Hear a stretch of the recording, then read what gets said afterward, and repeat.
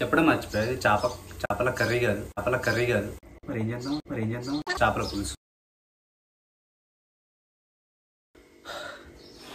Hi guys, ఈరోజు నాకు ఇష్టమైన ఫిష్ కర్రీ చేస్తున్నాను. సో ఇప్పుడే ఫిష్ తీసుకొచ్చాను. Are able to see the fish. Ya, finally నాకు ఇష్టమైన కర్రీ చేస్తున్నాను. తెలియదు ఎలా వస్తుందో. ఫస్ట్ అయితే పోపు అదంతా వేసాను, చూద్దాం. Yes, you are able to see.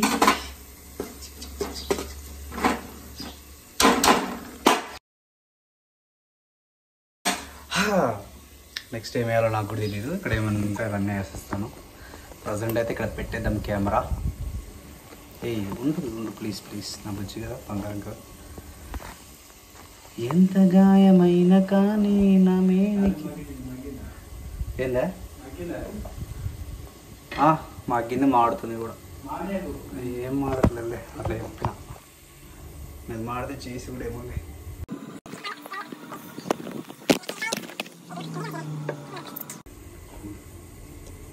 Okay, తాలింపు అయితే అయిపోయింది.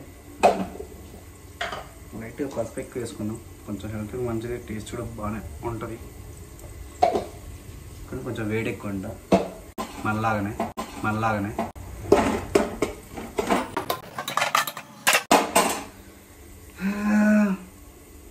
నెక్స్ట్ ఏమేయాలి?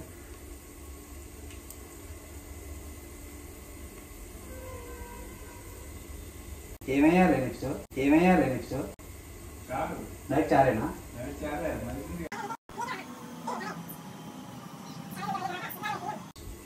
చెప్పడం మర్చిపోయాది. చేపల కర్రీ కాదు, చేపల పులుసు.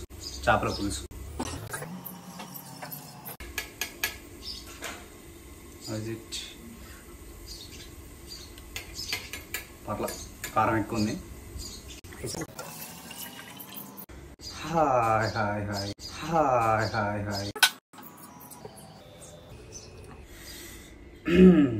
సో ఆల్మోస్ట్ అన్నీ వేసేసాను.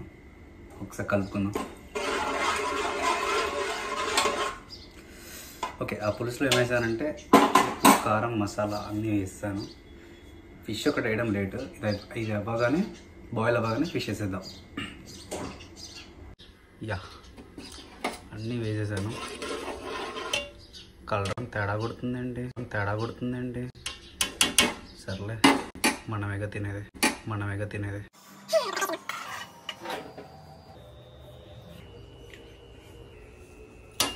కొంచెం పులుపు ఎక్కువ ఉంటుంది. దీన్ని చల్లబడతాం కాసేపు. ఇచ్చం వాటర్.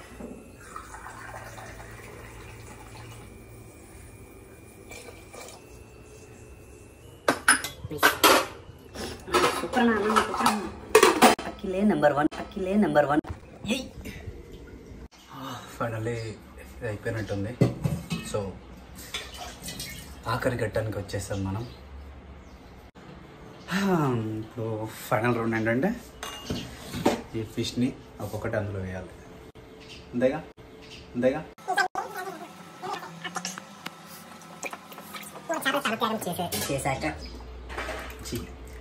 నా కోసం 3 చేపలు ప్రాణత్యాగం చేశాయి.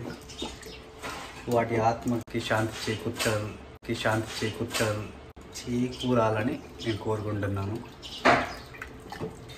కమాన్. యా, ఒక్కొక్కటి అందులో వేసేద్దాం. ఓకేనా?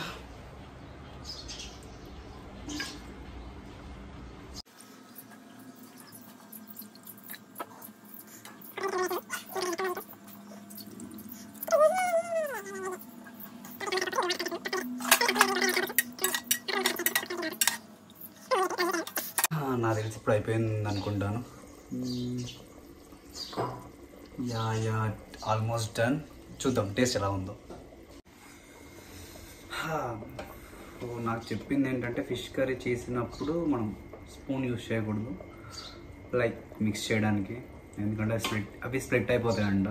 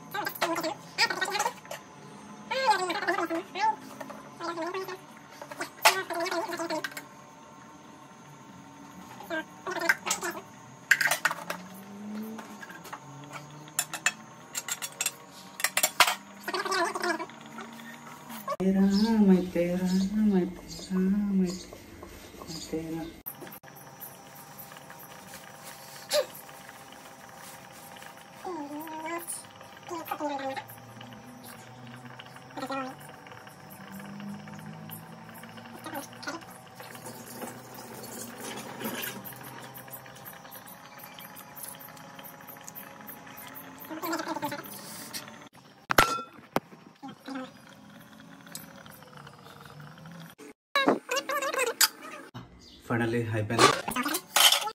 దిస్ ఈజ్ మై వేడి వేడి చేపల పులుసు. ఫస్ట్ టైం నాకు ఇష్టమైన చేపల పులుసు చేశాను.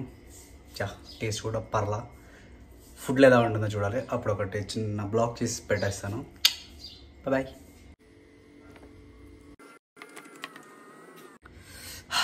Will see the taste.